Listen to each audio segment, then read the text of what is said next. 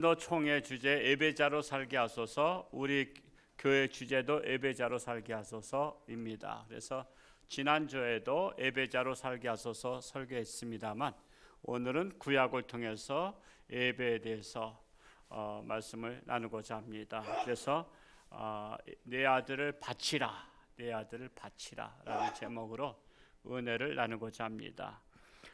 모든 사람에게는 항상 두 종류의 시험이 옵니다. 두 종류의 시험. 여러분 일생 살아면서 나는 시험 없이 살기 원한다 해도 시험이 내가 원해서 오는 것이 아니라 이렇게 부득이하게 올 수가 있다는 것입니다. 그 첫째는 하나님께로부터 오는 시험입니다. 그리고 두 번째는 마귀로부터 오는 시험이에요. 하나님께로부터 오는 시험과 마귀로부터 오는 시험을 분별할 수 있는 것이 지혜입니다. 그래서 하나님의 시험은 받아들이고 마귀의 시험은 물리치는 것입니다. 자, 하나님께로부터 오는 시험은 왜 올까? 크게 쓰시려고 오는 시험이거나 아니면 복을 주시기 전에 꼭 시험이 옵니다. 하나님께로부터 오는 시험은 내가 잘못했을 때 오는 시험이 아니라 누구보다 하나님을 잘 믿고 잘 섬기고 충성봉사할 때, 그럴 때 시험이 와요. 그러면 이게 하나님께로부터 온 시험이다. 하나님께서 나에게 복을 주시려고 시험을 주시는구나 하면 되는데, 내가 이렇게 열심히 하나님을 믿고 누구보다 충성봉사하는데도 나한테 시험이 와? 그러면 나 하나님 안 믿어. 그러면은 그분은 복 받을 기회를 놓치는 거예요. 그래서 하나님께로부터 오는 시험은 하나님 저에게 얼마나 저를 크게 들어쓰시려고 이런 시험을 주십니까?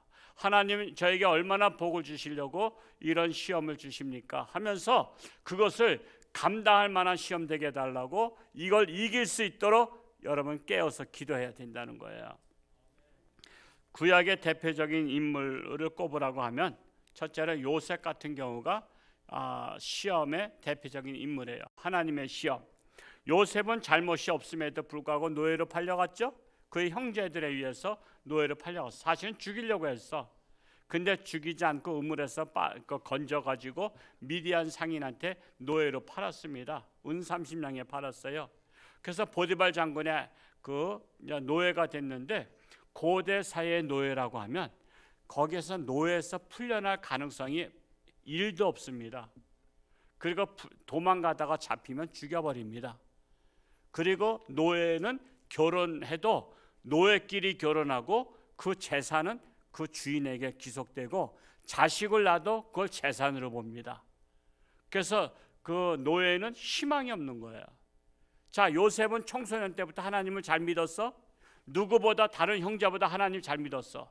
근데 왜 시험이 왔어요?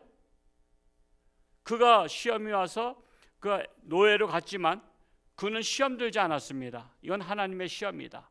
그래서 그 시험을 잘 감당하고 있었어요.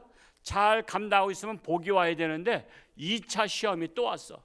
2차 시험은 뭐냐면 오로지 하나님만 바라보며 자신을 정결하게 살고 있었는데 보디발 장군의 아내가 유혹을 한 거예요. 유혹. 자기 남편이 멀리 출장 갔을 때, 그리고 하녀들 다 밖으로 다 물리치고서는 요셉을 들어오라 그래서 지금 아무도 없으니 나랑 짝짝꿍 하자, 간통하자 그런 거예요. 아마 요셉의 보디발 장군의 부인하고 간통하면은 아마 보디발 장군이 앞으로는 계속 잘해줄 거야. 그러면 기회는 요때다 하고 할 수도 있어. 근데 요셉은 하나님이 보십니다 그러면서 뛰쳐나왔어. 그때 시대에는 이 망토 같은 걸 걸치고 다니던 시절이다. 그 망토 같은 걸 잡아당기면 나가지마 그러다 보니까 이걸 잡아당겨서 그걸 떨어뜨렸어. 그러니까 보디발 장군의 부인이 화가 나고 그냥 분노가 나가지고 이놈의 자식, 그냥 도리어 내가 잘못하면 남편이 오면 자기 큰일 나거든. 그러니까 남편 돌아왔을 때 선수 친 거야. 그래, 당신의 그 가정 총무라고 하는 요셉이 지금 나를 폭행하려고, 성폭행이죠. 그러니까 한마디로 성폭행하려고 하다가 내가 소리치는 바람에 이 망토를 벗어 던지고 갔습니다. 했더니 그냥 또 남편은 또 부인 말 듣고 고래 그러면서 그냥 옥에다 가둬버린 거야. 하나님을 그 누구보다 잘 섬기면 복 받아야 되는데 감옥에 갔어. 그러면 우리 같으면 시험 와야 돼요, 안 와야 돼요? 시험 들만 해. 근데도 요셉은 감옥에서도 또 시험 들지 않냐고 일편단심 기도하면서 거기에 온 정치인들 잘 섬겼어. 게다가 떡 굽는 관원장, 또 술 맡은 관원장 꿈을 해석했다가 나중에 술 맡은 관원장에 복직돼 가지고 그가 애굽의 총리까지 올라가는. 그러니까 요셉은 하나님의 시험을 잘 이기는 바람에, 극복하는 바람에 그 당시에 애굽이 세계, 지금으로 하자면 미국 같은 나라요, 세계적인 나라야. 그 세계적인 나라의 총리가 돼가지고 세계 경제가 7년 동안 흉년 들어서, 농경사에서는 농사가 잘 돼야 되잖아요. 근데 농사가 7년 동안 흉년 들면요 초토화되는 거야. 근데 그거를 지혜롭게 하나님이 주신 지혜로 잘 통치해서 굶겨 죽이지 않냐고 모든 백성들이 다 살게 한 거야. 그러니까 이건 요셉은 잘못해서 시험이 온 게 아니에요. 하나님이 크게 들어쓰시려고 시험이 왔던 거야. 두 번째로 다윗을 보면 알 수 있어요. 다윗은 청소년 시절부터 하나님을 잘 섬겼어. 그걸 어떻게 알 수 있냐면 블레셋과 전쟁 났을 때 형들이 그 전쟁터에 나가니까 그 당시엔 스마트폰이 없잖아요. 그래가지고 아버지가 궁금해 죽겠는 거야. 우리 아들들이 전사했는지 살아있는지 이게 연락을 못 받으니까. 그래서 다윗 보러 한번 갔다 오라 해서 갔다 오니까는 한 달 동안 골리앗과 대치하고 있는데 골리앗을 싸워서 이길 사람이 없어서 이 골리앗이 자꾸만 하나님의 군대를 막 모독하니까 다윗이 뭐라고 군소쳤냐면 저것이 말이야 하나님의 군대를 모독한다고 말이야. 내가 가서 싸우겠다 했더니 아니 이 조그만 놈이 10대 청소년이야. 골리앗은 장군이야. 나가서 그냥 돌팔매질 딱 해가서 이마박에 딱 맞아가지고 죽어버렸잖아요. 그러면 얼마나 승승장구해야 돼. 그래서 승리해가지고선 돌아오는데 이거 아줌마 부대가 문제야. 아줌마 부대가 예루살렘 성을 들어오는데 아줌마 부대가 그 소문을 들었어 이미. 그래가지고 막 노래하는데 사울왕이 죽인 자는 천천히요 다윗이 죽인 자는 만만이로다. 그러니까 사울왕이 뻑한 거야. 아니 이래봬도 내가 왕인데 나보다 더 다윗을 찬양하니까 시기와 질투가 나가지고 돌아버렸어. 그래가지고 저놈 안 되겠다, 저놈 죽여버려야 되겠다. 그래가지고 기회만 있으면 단창을 팍 던져. 단창이 나서 뭐냐면 이 주머니에다 넣었다가 이걸 순간적으로 빼가지고 상대방에다 샥 던지는 거야. 그래서 다윗이 이리 피하고 저리 피하고 하다가 결국 안 되겠다 해서 광야로 도망쳐. 그랬더니 군사를 끌고서는 광야까지 가서도 막 그냥 다윗을 죽이려고 하는데, 그러면 화가 나잖아. 내가 왕에게 충성했는데 왕이 날 죽이려고 해? 그러면 내가 대신 왕을 죽이겠다. 그래서 왕을 죽일 수 있는 기회도 있지만 옷자락만 잘라서 내가 왕을 죽일 수도 있었지만 저는 죽이지 않습니다. 왕이시여 저를 죽이지 말아주세요 하니까 사울왕이 돌아갔다가 또 마음이 헷가닥가지고 또 하고. 그래서 그가 다윗이 청소년 시절부터 30세 될 때까지 끊임없는 시험이 와. 이것은 마귀가 시험한 게 아니야. 하나님이 다윗을 그 시대의 별과 같이 빛나는 왕으로 세우시려고 그런 연단을 주신 거야. 이것을 불평불만하지 않고 다윗은 승리한 결과 세계적인 왕이 됐는데, 다윗의 이름을 영어로 뭐라 그래요? 데이빗이라 해요. 데이빗. 그래서 세계에서 가장 이름 많은 것 중에 하나가 데이빗이야. 우리나라는 다윗이라고 이제 번역했지만, 그래서 미국이나 유럽에는 데이빗이 많아. 데이빗. 왜? 데이빗 같이 되라고, 다윗 같이 되라고. 그래서 세계에서 가장 이름 많은 사람 중에 한 사람이 된 거예요. 다윗은 마귀 시험이 아니라 하나님의 시험에 합격했다는 사실입니다. 그런데 마귀가 주는 시험은 실족시켜서 망하게 하려고 하는 시험이에요. 그래서 우리는 마귀가 주는 시험을 우리는 빨리 깨달아야 돼요. 아, 나에게 오는 시험은 마귀가 주는 시험이구나. 그래서 마귀를 물리쳐야 되는 거예요. 근데 마귀의 시험은 아무 때나 오지 않아요. 정신을 차리고 깨어서 기도하는 자에게는 시험이 안 와. 왜? 아이고 쟤는 틀렸다. 쟤는 시험해봤자 쟤는 넘어가지 않아. 그래서 깨어서 기도하지 않는 자들에게 마귀는 삼킬 자를 두루 찾는다는 거예요. 특별히 정신 차리지 못하는 자나 욕심을 부린 자에게는 꼭 시험이 오게 되어 있어요. 그러므로 예수님께서도 마태복음 26장 41절에 보면 시험에 들지 않게 깨어 기도하라. 시험에 들지 않게 깨어 기도하라 말씀하셨어요. 오늘 창세기 22장의 말씀은 하나님께서 아브라함에게 복을 주시려고 시험하신 사건입니다. 아브라함의 시험을 통해서 나 자신도 아무 잘못이 없고 그 누구보다도 열심히 하나님 앞에 충성 봉사하는 데 시험이 온다면 하나님이 내게 복 주시려는구나 하고 복 받을 기회를 놓치지 말아야겠다고 단단한 결심을 하시기 바랍니다. 그 말씀이 우리가 22장 1절에 있어요. 1절을 한번 같이 읽어볼까요? 시작. 그 일 후에 하나님이 아브라함을 시험하시려고 그를 부르시되 아브라함아 하시니 그가 이르시되 자, 하나님이 아브라함을 시험하시려고. 누가 시험했어요? 하나님이 시험한 거예요. 그러니까 여러분 시험 온다고 해서 꼭 다 사탄이 시험한 줄 알고선 하나님께서 시험 주는데도 사탄아 물러가라 하면 하나님 물러가라는 거예요. 그러니까 우리가 하나님 시험과 마귀 시험을 잘 알아야 돼. 내가 충성봉사하고 열심히 할 때 오는 시험은 하나님이 복 주시려고, 내가 죄를 짓고 내가 나태할 때 오는 시험은 마귀가 나를 실족시키려고. 그래서 우리의 마귀 시험은 대적하고 하나님 시험은 감당하기 바랍니다. 그러면 그것이 복이 된다는 사실이에요.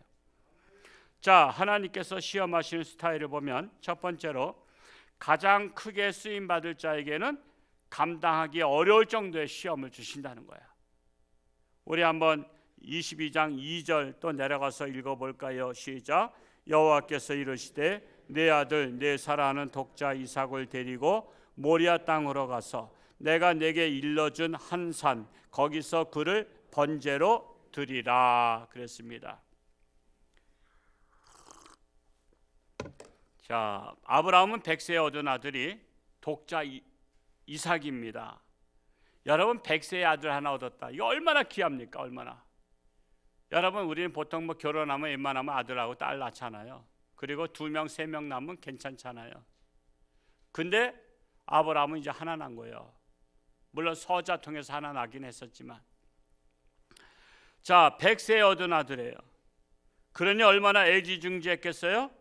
그런데 그 아들을 하나님 앞에 제물로 바치라는 거예요. 근데 구약 시대의 제물은요, 우리처럼 그냥 이렇게 바구니에다 드리는 게 아니라 잡아서 바치는 거예요. 잡아서 번제로. 번제가 뭐냐면 사람을, 그러니까 짐승을 원래는 송아지나 염소나 양이나 이것을 잡아서 그냥 배를 갈라가지고 내장은 다 씻어내고 다 꺼내놓고 깨끗이 씻은 다음에 그 깨끗한 것을 제단에다 올려놓고 불살 누는 거야. 그게 제물이야, 제물. 근데 이번에는 양이나 송아지가 아니라 아들 이삭을 제물로 바치라는 것은 제단에다가 바치기 위해서 가슴을 찔러서 배를 갈라서 이 아들의 내장을 다 꺼내놓고 그걸 제물로 바치라는 거예요. 이게 말이 됩니까? 하나님, 내가 하나님 열심히 믿었더니 뭐 기껏 아들 바치라고요? 그러려면 왜 줬어요? 그러면서 하나님 앞에 항의할 수 있어. 자, 우리는 이 사건을 통해서 나 자신을 들여다봐야 합니다. 나에게도 아브라함 같은 시험이 온다면 과연 나는 감당할 수 있겠는가? 자문자답 해보아야 합니다. 아브라함은 즉시 하나님의 말씀에 순종했습니다. 번제에 쓰일 나무를 쪼개가지고 나귀 한 장을 지우고 3일길쯤 가는 모리아 산을 향해서 걸어갔습니다. 자, 여러분, 이 성경은요 그냥 평이한 내용 같아도 상상을 하면서 읽어보면요 그게 엄청난 것을 알 수 있어요. 우리는 성경에서 3일길쯤 가서 예물로 드리기 위해서 갔다 그랬는데 고대 사회는 자동차 없어요. 물론 자동차는 지금 한 200년 전에도 없었잖아요. 그러니까 그 당시는 다 걸어가는 거야. 자, 3일길을 걸어갔다면 우리가 통상적으로 계산해 봐야 돼요. 여러분 하루에 몇 리를 걸어요? 정상적인 사람 100리 걸어요. 자, 빨리 걸으면 150리도 걸 수 있지만 3일을 가려면 정상적으로 걸어야지 빨리 걸으면 하루 만에 지쳐버려. 그래서 정상적인 보폭으로다가 걸음을 걷는데 보통 우리가 10리를 1시간 정도 잡아요. 왜냐하면 1시간 정도 걸으면 다리가 아파서 좀 쉬었다 가야 되잖아. 그래서 군대에서 저기 행군할 때 10분간 휴식 그러면 10분 휴식했다가 또 걷고 10분간 휴식하고 그래요. 그것처럼 그러면 하루에 100리를 걸으려면 10리를 1시간씩 걸으면 10시간 걸리는 거예요. 10시간. 10시간이면은 아침부터 걸으면 저녁 때까지 걸어야 되는 거야. 그런 것을 3일 동안 걸었다 했어. 근데 이렇게 말해도 현실이 안 와. 그래서 우리 이 홍천에서 200리가 어딘가 했더니 서울이 200리야. 그리고 100리를 더 가야 되잖아. 그랬더니 인천 부둣가까지 가야 돼. 그러니까 여기서 모리아산까지 가는 거리가 바로 인천 부둣가까지 걸어가는 거야. 여러분 이게 쉬워요? 어려워요? 어려워요. 지금 거리가 교회 멀다고 안 온 사람들도 있어. 교회가 멀어요? 마음이 멀어요? 마음이 멀어서래. 마음이 천리만리야. 그래서 못 오는 거야. 우리 교회는요 홍천에서 엎드러진 코 달 때야. 한번 나중에 집에서 한번 엎드려져 보시라고. 코 닿지. 그렇게 가까운 거야. 마음이 멀은 거야. 마음이. 제가 예전에 그 서울 명성교회 김삼 목사님 심하실 때 그분은 새벽 기도를 통해서 부흥했다고 하는데 새벽 기도를 40일 특별 새벽 기도를 1년에 몇 차례씩 했어요. 봄에 하고 여름에 하고 가을에 하고. 40일 새벽 기도회 때는 보통 나와서 이렇게 제가 하는 것을 이렇게 한번 CD를 선물 받아서 이렇게 틀어 보니까 새벽 예배 때 우리 교회처럼 특송을 불러 교구별로. 근데 거기는 교구가 어떻게 되냐면 동대문 교구, 서대문 교구, 마포 교구, 용산 교구 그런 식으로 서초 교구, 강남 교구 이런 식으로 교구마다 이렇게 그렇게 교구를 짰어. 그러니까 새벽에 예배 때 기도 순서자가 기도하고 그 특성을 부르는데 아예 나오고 자식구가 없어. 왜? 너무 많으니까. 보통 평균 몇 명이 나와서 특성 부르냐면 1,500명 전후가 1,500명 전후가 아예 성가대하고 앞에 자리에 그게 앉아 있어. 그래가지고 사회자가 보고를 해. 오늘은 마포교구 1,572명이 와서 특성을 부릅니다. 그러니까 보통 1,500명 전후가 새벽송을 불러. 우리 교회는 10명만 나와도 괜찮잖아요. 우리 교회 10명만 나와도 괜찮잖아. 그냥 교회마다 수준이 다 달라. 근데 더 중요한 것은 뭐냐면 40일 특별 새벽 기도할 때는 먼데 사신 분들도 오는데 어디서 오신 분을 간증을 했냐면은 강릉에 사신 분이 명성교회 다니는데 새벽 기도 40일을 한 번도 안 빠지고 참석했대. 강릉에서 서울 명일동이 가까워요, 멀어요? 거리도 멀고 마음도 멀 수 있는데 이분은 거리를 안 따지고 마음이 가까우니까 새벽마다 찬송 듣고 설교 말씀 들으면서 시간 가는 줄 모르고 매일 새벽마다 왔대. 뭐 3시에 출발하면 5시면 도착한대. 3시에 출발하는 거 어려워요, 쉬워요? 나는 옛날에 어렵다 생각했는데 제가 보통 2시에 깨니까 그거 어려울 것도 아니야. 2시에 깨서 세수하고 오면 출발하면 돼. 그러니까 5시까지 새벽 예배 와서 예배 드렸지. 여러분 예배라는 것은요 마음이 가까워야 드릴 수 있는 거예요.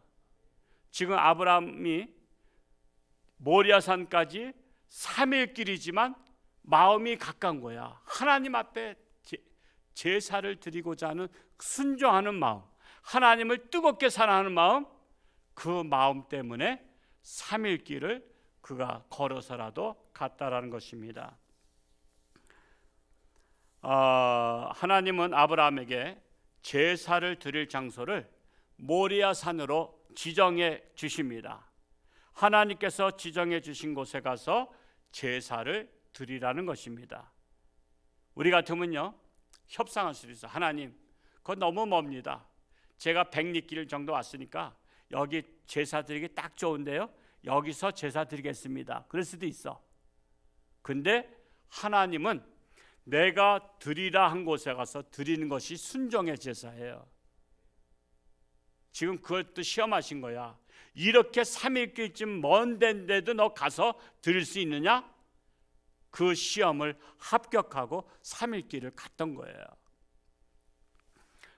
이와 같이 신약 시대에 이르러서는 예배를 드릴 장소를 하나님의 성전인 교회로 지정해 주셨습니다.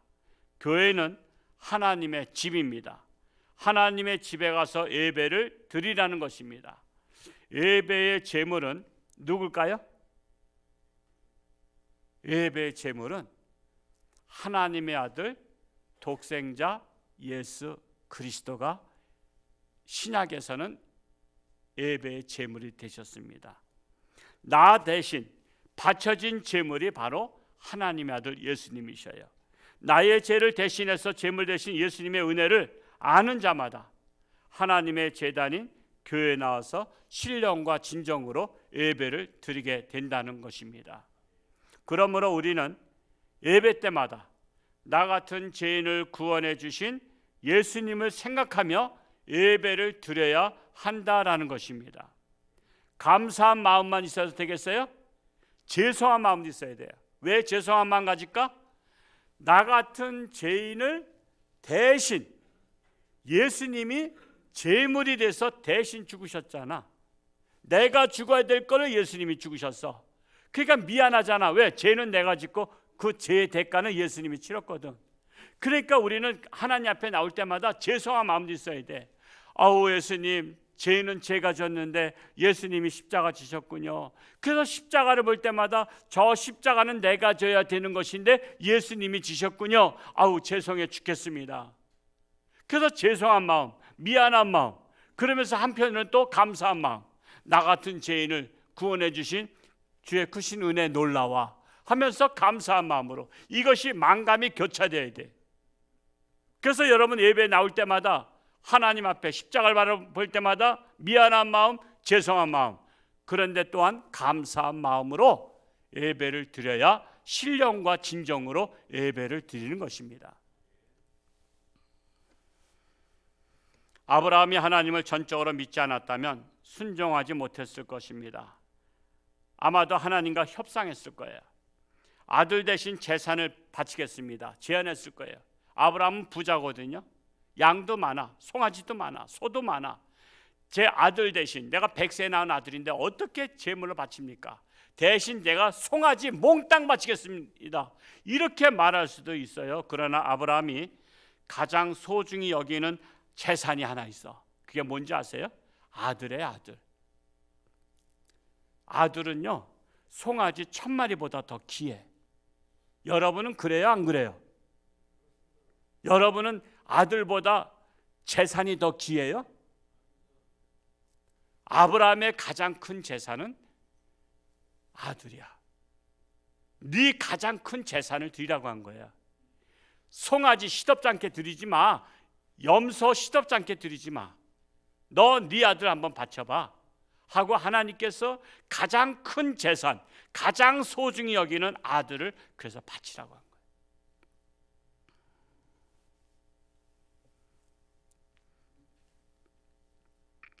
자, 그렇다면 아브라함 같은 시험을 내게 주신다면 우리는 감당할 수 있습니까? 그래서 하나님은 각자에게 감당할 만한 시험을 주시는 거예요. 여러분에게 아들 바치라 소리 하나님이 안 하셨으면 아들을 바칠 만한 그릇이 안 되기 때문에 아들을 안 바치라고 한 거예요. 하나님은 감당할 만한 시험. 자, 그 말씀이 제 말이 아니라 하나님의 말씀이에요. 우리 고린도전서 10장 13절, 우리 앞에 나왔으니까 아마 웬만하시면 다 보이시죠? 같이 한번 읽어볼까요? 시작.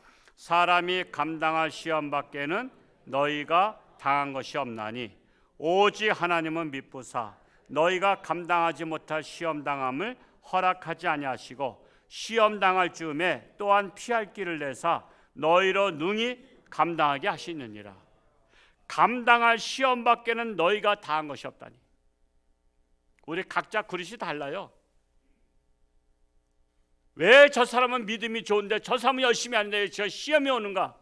걱정하지 마세요. 하나님이 복 주시려고 하는 거야. 제가 작년에 우리 교단에 어느 목사님 또 출판 감사회에 갔다가 책을 선물 받아서 읽어보니까 그분이 그 교회가 맨날 싸움질하고 맨날 그냥 갈라지고 그런 교회인데 그 목사님이 부임해서 목사님이 우리 편 되기를 원하는 그 파들이 있었어요. 근데 목사님이 또 누구 편 돼서도 안 되잖아. 정도를 가야 돼요. 정도. 그러다 보니까 적이 많이 생긴 거야. 왜? 자기 편 안 든다고. 그래서 목사님을 자꾸만 고발하는데 당장 고발건을 자기 교인들로부터 얼마를 당했냐면 53건을 당했어. 여러분 고발당하면요 변호사 기본적으로 써야 되는 거 아시죠? 변호사 안 쓰면 져요. 변호사비 기본이 500만 원이야. 500에서 600, 700만 원이야. 이번에 무슨 어떤 대장동 사건에 120억 변호사비 했다는 거는 그건 말도 안 되고요. 한 건당 1억씩 주는 것은 별로 없고 보통 기본이 500만 원 전후예요. 53건을 당했어. 교인들한테. 그래도 그분이 묵묵하게 그걸 다 감당했어. 그분 교회 아버지 장로님이 다니셔. 아버지 장로님도 이제 아들이 담임 목사로 오니까 그 교회로 오셨어. 그 아버지가 다 보는 거야. 교인들이 자기 아들 목사한테 삿대질하고 뒤에서 욕하고 고발하는 거 한두 건이 아니라 53건. 그 아버지랑 차 타고 어디 갈 때 아버지가 그러시더래. 우리 아들 목사님 장하십니다. 우리 아들 목사님 장하다고. 뭐가 장해요? 그랬더니 그렇게 억울하게 고발을 당해도 묵묵하게 이겨나가면서 헤쳐나가면서 교회를 이끌어가는 모습을 보니까 내 아들 목사가 너무 장하다는 거야. 제가 그 책을 읽으면서 얼마나 찔렸는지 몰라. 저는 평생 목회하면서 고발을 4번밖에 안 당했어. 저는 고발 4번 당해서 경찰서에 가서 진술서 쓰고 검찰한테 가서 진술서 쓰고 다 무혐의 됐지만 얼마나 억울하고 분한지 저는 속상해서 목회 그만두고 싶었어. 근데 그분의 책을 읽으면서 그분이 53건을 고발당하면서도 묵묵히 감당한 걸 보면서 감당할 만한 시험은 나는 4건밖에 안 되고 그분은 53건이야. 그래서 그분은 크게 쓰는 거야. 그분 교회가 원래 화곡동 교회였는데 그러고 나서 치유하는 교회를 새로 짓고 치유하는 교회. 왜? 누가 고발을 해? 상처받은 사람들이 상처 있는 사람들이 고발하잖아. 그래서 우리는 다 치유받자. 그래서 치유하는 교회라고 이름을 줬는데 그분이 작년 10월에 총회 때 부회장에 당선되셨어. 이제 올 10월 달에는 자동 승계해서 총회장 되신 분이야. 감당할 시험을 감당하니까 총회장이 되시더라고. 나는 감당할 시험이 작아. 그래서 나는 새 가슴이라 하나님 더 이상 제가 고발당하거나 그런 일이 없도록 하나님 제가 마지막 유종의 미를 거둘 수 있도록 하나님 도와주세요 하고 내가 기도했기 때문에 그래 네 시험은 요 정도에서 끝내마. 그래서 저는 노회장밖에 못한 거야. 그 더 이상 제가 큰 그릇이 안 돼. 그냥 홍천에서 놀고 있는 거야 저는. 그래서 저는 홍천에서 놀고 있다래요. 뭐하냐 그러면 저 홍천에서 놀고 있다래. 뭐 하면서 노냐 그러면 신방 다니고 기도하면서 예배 드리면서 놀고 있다래. 그래서 저는 홍천에서 노는 목사야. 여러분 시험이 하나님께서는 감당할 만한 시험이 되면 더 큰 시험이 오고 그것을 감당하면 세계적인 인물이 돼요. 여러분 자녀들 뭐 세계적인 인물 되게 해다 기도하는데 그러면 시험을 당하게 해달라고 기도해야 돼. 시험 없이 세계적인 인물 안 돼요. 시험을 감당해야 세계적인 인물 돼. 우리 아들 우리 딸 크게 되게 해달라고, 크게 되려면 시험을 감당케 해라고 기도해야 돼요. 여러분 시험 없이 되는 게 있어요? 서울대학교 거저 들어가 시험 봐야 들어가지. 그래서 정말 하나님께 크게 쓰임 받는 자는 시험을 감당할 수 있도록, 아브라함이 그 시험을 감당했어요. 그래서 크게 쓰임 받은 거예요. 두 번째로 하나님의 시험은 하나님께서 미리 준비해 놓고 시험하신다는 사실이에요. 미리 준비해 놓고 시험하셔. 우리 22장 13절을 한번 내려가서 읽어볼까요? 시작. 아브라함이 눈을 들어 살펴본즉 한 수량이 뒤에 있는데 뿔이 수풀에 걸려 있는지라. 아브라함이 가서 그 수량을 가져다가 아들을 대신하여 번제로 드렸더라 그랬습니다. 하나님께서 이미 수량을 준비해 놓으셨어요. 자, 아브라함은 모리아 산에 올라가서 독자 이삭을 제물로 바치려고 시행합니다. 우리 다시 한번 거슬러 올라가 보겠어요. 22장 9절과 10절을 한번 읽어볼까요? 시작. 하나님이 그에게 일러주신 곳에 이른지라. 이에 아브라함이 그곳에 제단을 쌓고 나무를 벌려놓고 그의 아들 이삭을 결박하여 제단 나무 위에 놓고 손을 내밀어 칼을 잡고 그 아들을 잡으려 하니 그랬어요. 그러자 하나님께서 잡으려고 하니까 칼을 들어서 찌르는 거예요. 여러분 한 방에 죽으려면 심장 찔러야 되잖아요. 아들의 심장을 찌르려고 했을 때 하나님께서 급하게 아브라함아 스톱 찌르지 마라, 멈추라고 하신 거예요. 11절과 12절에 나와 있죠. 같이 읽어볼까요? 시작. 여호와의 사자가 하늘에서부터 그를 불러 이르시되 아브라함아 하시는지라. 아브라함이 이르되 내가 여기 있나이다 하매 사자가 이르시되 그 아이에게 내 손을 대지 말라, 그에게 아무 일도 하지 말라. 내가 내 아들 내 독자까지도 내게 아끼지 아니하였으니 내가 이제야 내가 하나님을 경외하는 줄을 아노라 하고 하나님께서 마음에 든다고 합격하신 거예요. 이미 하나님은 이삭 대신 제물로 바치라고 수장을 준비했다 그랬죠. 22장 13절에 수장을, 이게 도망가지 못하도록 수풀에 이게 여러분 사슴이나 양이나 이 뿔이 이게 수풀에 걸려요. 그래서 사슴 뿔이 굉장히 멋있는 것 같지만요, 그것 때문에 짐승들한테 잡혀 먹혀. 왜? 그것이 어떤 수풀에 나뭇가지에 걸려가지고 그걸 못 빼 자기가. 그래서 수장을 딱 준비해 놓은 거야 하나님이. 그리고 아들 이삭을 바치는 걸 마지막까지 본 거예요. 마지막까지. 하나님의 시험은요 마지막까지 봐야 돼. 마지막까지. 그 마지막에 딱 내려치는 순간에 아브라함아 스톱. 내가 이제 내 마음을 알았노라. 저 뒤에 봐, 수량이 있어. 대신 저거 바쳐. 하나님은 수량을, 다른 재물을 준비해 놓고 시험해 보시는 하나님이시라는 거예요. 그러니까 이 짐승은요 아브라함이 키운 짐승이야? 거기서 공짜로 얻은 거야? 공짜로 얻은 거야. 자기가 키운 것도 아니에요. 거저 주신 것을 거저 바친 거예요. 아까워요 안 아까워요? 아까울 리가 없죠. 거저 받았으니 거저 드리는 것인데. 우리 또한 예물을 바칠 때 하나님이 주시는 것을 하나님께 드리는 심정으로 바칩니까? 아니면 내 것을 하나님께 드리는 심정으로 바칩니까? 내 것이라 생각하면 아까운 거야. 예물이 하나님께로부터 와서 하나님께 드립니다 하면 안 아까워. 근데 많은 사람들이 내 것이라 생각해. 근데 여러분 솔직히 내 것이면 여러분 돌아가실 때 가져가야 돼? 안 가져가야 돼? 다이아몬드 가져갈 거야, 안 가져갈 거야? 군반지 가져갈 거야, 안 가져갈 거야?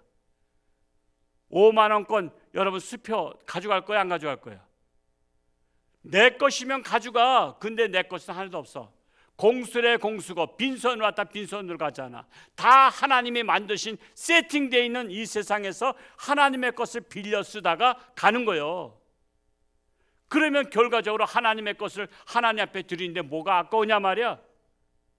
아브라함이 아들까지도 바치는 마음인데 그 양 하나 바치는데 아깝겠어요? 양이 옛날엔 재산이에요, 재산.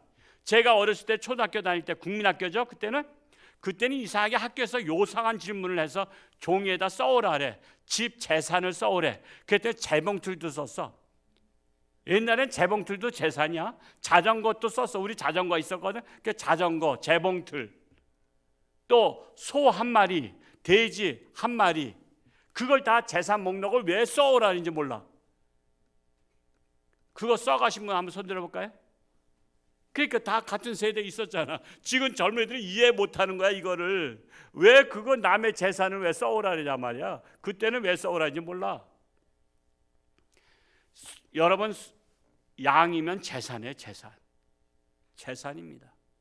돼지 재산이에요. 근데 거저 받았으니 거저 드리는 거예요.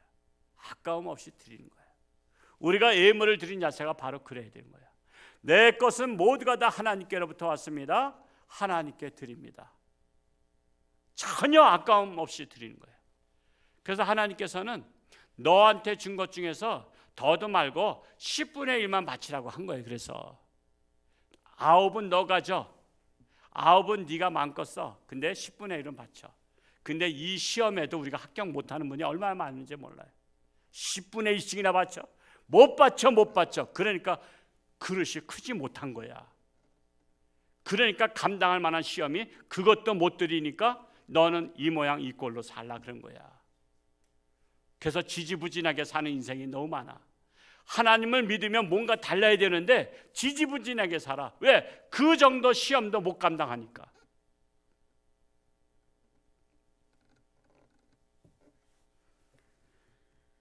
그러나 믿음이 성장하면 내 일생 중에 하나님께서 가장 기뻐하실 만한, 받으실 만한 한번 예물을 한번 드려보시기 바랍니다.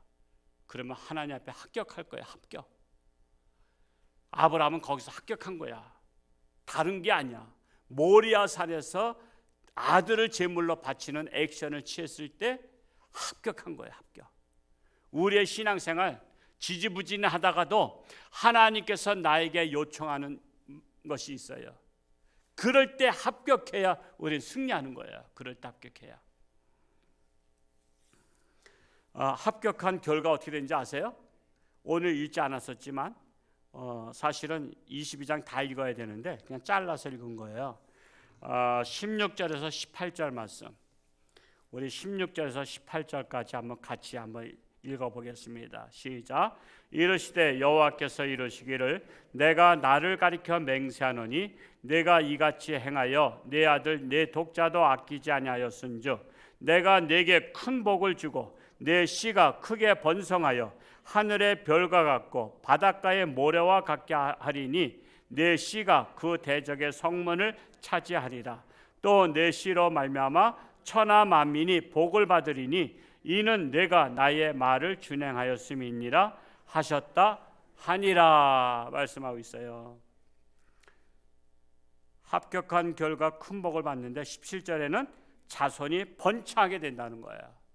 그리고 18절에는 아브라함의 자손으로 말미암아 천하 만민이 복을 받게 하신다는 거예요. 지금 그렇게 됐어요, 안 됐어요? 여러분 지금 세계적인 나라가 어디라 그러죠? 미국이잖아. 근데 미국을 쥐락펴락하는 게 어디예요? 유대인이에요. 미국의 대통령은 유대인의 지지를 받아야 되는데 그게 비사에 나오는 거야. 유대인이 뒷돈을 대줘야 되는데 여러분 대통령 되려면 얼마나 돈이 많이 들어가 있어요. 그거 유대인들이 대준대. 그래서 세계를 지금 좌지우지하는 거는 유대인들이래. 모든 재벌들은 유대계잖아요. 그거 한번 어디 통계 나온 거 있는데 유대계가 제일 많아. 세계 재벌들이. 그래서 경제를 뒤흔들고 있어. IMF 오는 것도요, 유대인들이 돈을 다 빼가면 IMF 오는 거야. 우리나라가 IMF 안 와도 되는 건데 IMF 왔어. 한국 좀 손 좀 봐주자 그랬대. 그래가지고 돈을 다 빼나갔어. 그러니까 졸지에 달러가 올라가니까 IMF가 왔잖아. 그래서 손 바짝 들었잖아. 그래서 나라 국영기업 다 그냥 헐값에 팔아버렸잖아. 지금 아브라함의 자손이 세계를 좌지우지하고 있어요. 지금 그 후손 아브라함 때부터 따지면 4,000년이야. 4,000년이 지난 지금도 하나님의 약속은 유효한 거야. 하나님은 거짓말하지 아니하시는 하나님. 네 자손이 번성하고 네 자손이 복을 받으리라. 그래서 모든 세계가 너 자손으로 말미암아 복을 받으리라. 그러니까 우리가 하나님 앞에 예배 잘 드리면, 제물 제대로 바치면, 하나님의 마음에 합격하면 여러분의 가정과 여러분의 자손이 대박 터지는 거예요. 대박. 그래서 우리는 하나님의 시험 오면 아멘하고 기쁨으로 받아들이고, 마귀의 시험 오면 나사렛 예수 이름으로 명하노니 마귀야 떠나갈지어다 하고 마귀의 시험은 물리치는 거야. 그리하여 우리는 정말 금년도에 하나님의 시험에 합격할 만한 예배를 드리시기 바랍니다. 차선의 예배가 아니라 최선의 예배. 우린 차선의 예배. 그동안에 차선의 예배를 드렸어. 온라인 예배 드렸어. 그냥 집에서 예배 드렸어. 직장에서 예배 드렸어. 코로나 때문에 최선이 아니라 차선의 예배를 드렸는데, 이제 감당할 만하잖아요. 코로나 우리는 감당할 만하잖아 이제는. 그러니까 이제부터는, 올해부터는 차선이 아니라 최선의 예배를 드려서 하나님의 복을 받는 저와 여러분 될 수 있기를 축복합니다. 기도하겠습니다. 할렐루야. 고맙고 감사하신 아버지 하나님, 오늘도 거룩한 주일, 참으로 아브라함의 재물을 하나님께서 기뻐 받으시고, 또한 예물을 준비해서 아들을 바치는 것을 합격했다고, 그리하여 너와 내 자손이 번성할 뿐만 아니라 세계가 내 자손으로 말미암아 복을 받으리라 약속하신 것이 지금 아브라함의 때부터 4,000년이 지났어도 이 약속은 변치 않고 하나님께서 약속을 지키십니다. 이 사건을 통해서 우리에게 말씀하십니다. 너희도 신령과 진정으로 예배를 드리며 차선의 예배가 아니라 최선의 예배를 드린다면 너희들에게도 동일한 은혜와 축복을 주리라. 이 하나님의 약속을 믿고 금년도에 예배자로 살기 원합니다. 최선의 예배를 드리기 원합니다. 그리하여 하나님부터 합격했다 인정받는 홍천주와 함께 자랑스러운 모든 성도들이 되게 하여 주옵소서. 예수님의 이름으로 감사하며 기도하옵나이다. 아멘.